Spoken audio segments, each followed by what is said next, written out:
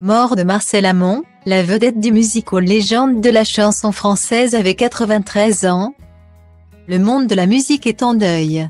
Ce jeudi 8 mars, le chanteur Marcel Amont est décédé à l'âge de 93 ans.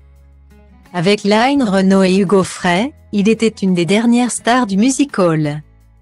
Les disparitions se poursuivent en 2023. Il y a quelques jours, on apprenait le décès de l'acteur Tom Sizemore.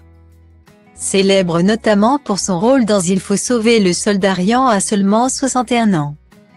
Le 6 mars, on a appris la disparition de Gary Rossington, guitariste du tube Sweet Home Alabama.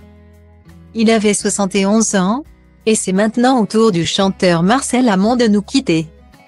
Celui qui s'appelait en réalité Marcel Miramont est décédé le mercredi 8 mars à l'âge de 93 ans à son domicile de Saint-Cloud, à l'ouest de Paris.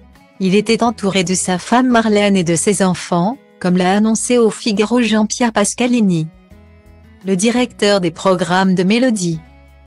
Avec Line Renaud et Hugo Frey, il était l'un des derniers représentants du musical. Il était un artiste complet, capable de faire sourire et rire, de faire réfléchir ou pleurer, a témoigné ce proche du regretté artiste. Marcel Amont s'est éteint après 75 années de carrière.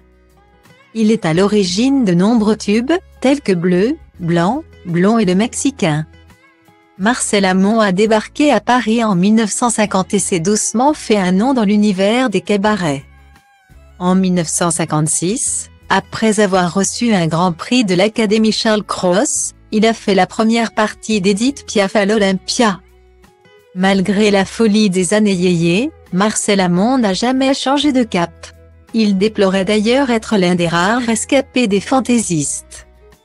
Il a obtenu un disque d'or en 1971 pour L'amour ça passe le temps et s'est même essayé à la comédie musicale en 1975 avec Pourquoi tu chanterais pas. Il a fait son retour à l'Olympia en 1989, avant de s'intéresser à la littérature. Marcel Amont a fêté ses 90 ans à Paris en 2019, pendant un concert à l'Alhambra avec plusieurs artistes, comme Serge Lama et Nicoletta. En 2020, le chanteur s'était brisé le col du fémur et avait été hospitalisé pendant un long moment, comme le révélait France Dimanche. À cause de la crise sanitaire, il avait dû suivre sa rééducation à domicile et non dans un centre spécialisé. En 2021, sa fille aînée, Katia, avait été victime d'une rupture d'anévrisme et avait passé plusieurs mois dans le coma. Il laisse derrière lui sa femme Marlène, et ses 4 enfants, Katia et Alexis, nés d'une première union, et Romélie et Mathias, qu'il avait tués avec son épouse. La date de ses obsèques n'a pas encore été communiquée.